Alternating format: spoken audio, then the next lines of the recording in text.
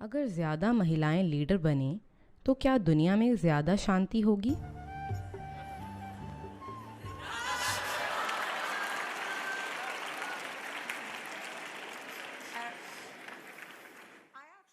मैं वाकई सोचती हूँ कि आज महिलाओं के पास एक बड़ी जिम्मेदारी है, सफलता को परिभाषित करने की और काम को परिभाषित करने की। क्योंकि आज दुनिया जैसी है वह पुरुषों द्वारा बनाई गई है और ये कारगर नहीं रहा है।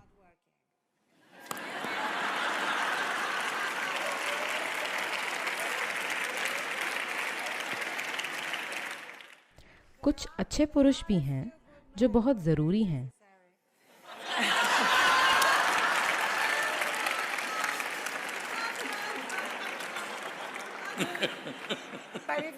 पर जो पहली महिला क्रांति थी उसके बाद से महिलाएं वोट दे पा रही हैं।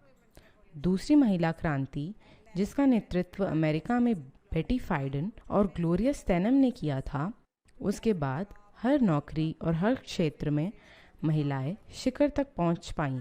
और मुझे लगता है कि तीसरी क्रांति सफलता और काम को दोबारा परिभाषित करेगी। तो मैं आपकी तरह सबसे ऊपर रहना चाहती हूँ के बजाय कहें कि क्या ये वाकई बिजनेस या दुनिया को चलाने का सबसे अच्छा तरीका है? और महिलाएं कह रही हैं नहीं।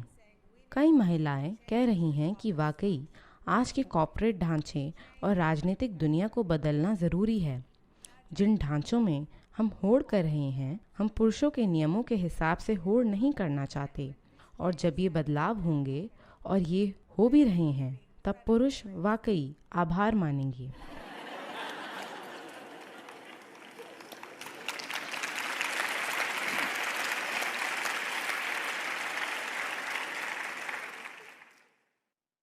जीवन ऐसे बना है कि जिस प्रकृति में हम जीते हैं उसमें और स्त्री प्रकृति है। दुर्भाग्य से हमने ऐसी दुनिया बनाई है जहां सफलता और खुशहाली मर्दानगी से गहराई से जुड़ी है। यानी आपको समझना चाहिए कि मैं पुरुष और महिला की नहीं बल्कि पुरुष प्रकृति और स्त्री प्रकृति की बात कर रहा हूं। एक पुरुष जब चाहे और जितना चाहे उतने स्त्री प्रकृति के विचार और स्त्री प्रकृति की भावनाएं रख सकता है। एक स्त्री भी पुरुष की तरह पुरुष प्रकृति के विचार और पुरुष प्रकृति की भावनाएं रख सकती है, अगर स्थिति की मांग हो या ऐसे काम की जरूरत हो तो। अभी हमने ऐसी शिक्षा प्रणालियां बनाई हैं जो बिल्कुल मर्दाना हैं, जिनसे महिलाएं भी तैयार हो रही हैं, चाहे आपको पसंद हो या ना हो।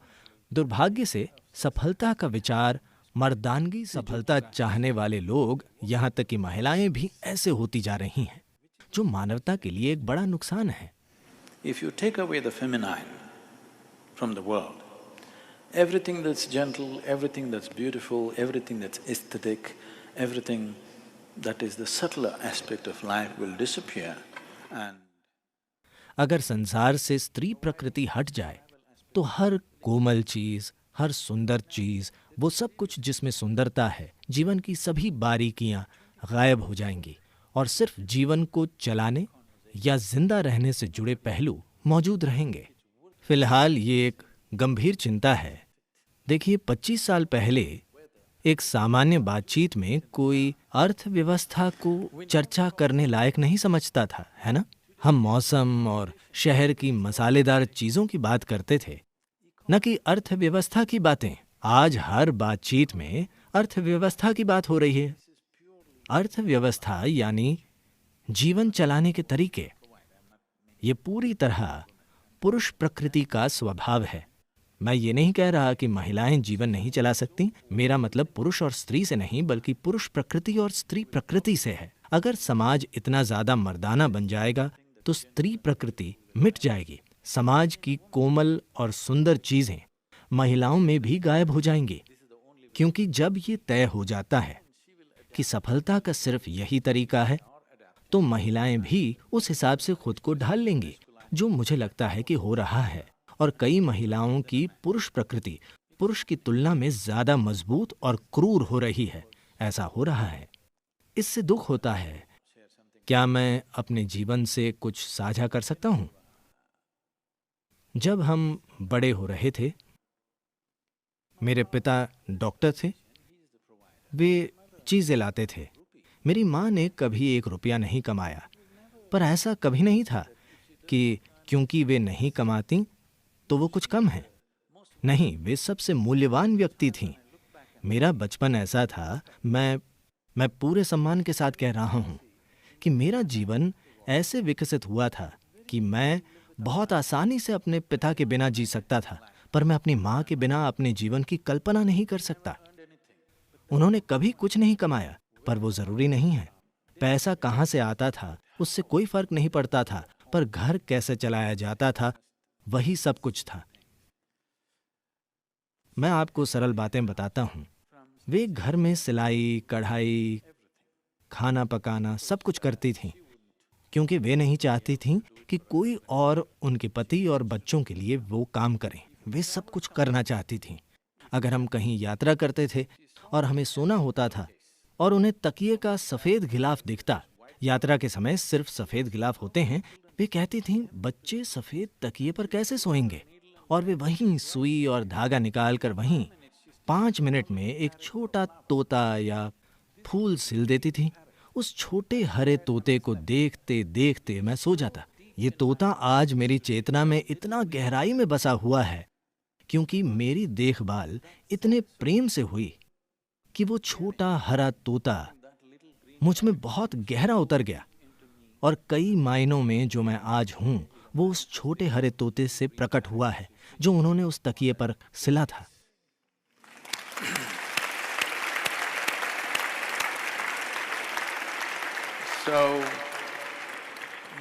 यही स्त्री प्रकृति है। मैं ये नहीं कह रहा कि सभी सिलाई करें, मैं ये कह रहा हूं वो भावना, स्त्री प्रकृति की भावना, और वो जरूरी है। योग विज्ञान में आजकल ज्यादातर हठ योग शब्द का अर्थ जाने बिना उसका हर जगह इस्तेमाल हो रहा है। हठ का अर्थ है ह का अर्थ है सूर्य, ठ का अर्थ है चंद्रमा, यानी अपने अंदर पुरुष और स्त्री प्रकृतियों को संतुलित करना। जब ये दोनों चीजें आप में ठीक से संतुलित हों, तभी आप एक पूर्ण इंसान हैं, नहीं तो आप एक तरफा इंसान हैं। आदि योगी जिन्होंने योग की शुरुआत की थी, मुझे पता है कैलिफोर्निया में आपको लगता है मैडोना ने की थी। आदि योगी को पुरुष का परम प्रतीक माना जाता है, पर उनका प्रतीक ऐसा है कि सभी चित्रों में वे आधे महिला हैं और आधे पुरुष। वे परम पुरुष हैं, पर आधे महिला हैं और आधे पुरुष, क्योंकि एक सच्चे इंसान में पुरुष प्रकृति और स्त्री प्रकृति में संतुलन होता है। और मैं समझ नहीं पाता कि ऑफिस में ये कोई मुद्दा क्यों होना चाहिए। हमेशा किसी को पुरुष या महिला के रूप में देखने की क्या जरूरत है? आप उन्हें सिर्फ एक इंसान या एक जीव के रूप में देख सकते हैं।